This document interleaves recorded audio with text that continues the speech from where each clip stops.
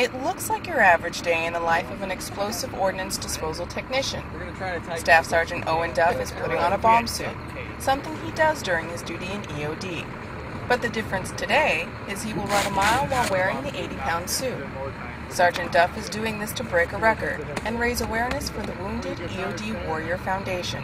I think that EOD is one of those overlooked career fields that nobody really thinks about. And I know quite a few friends, and I'm going to call them family because they're family, that have been hurt, killed in action, and I think that they deserve our respect, dedication, and this takes a lot of dedication to try and do something like this, and I'd like to raise money and help them out the best I can.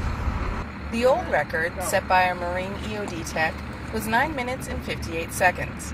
Sergeant Owen Duff beat that record, coming in at 9 minutes and 22 seconds.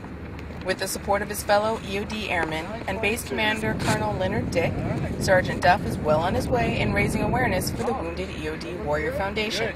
Senior Airman Stephanie Berg, Kirkuk Regional Air Base, Iraq.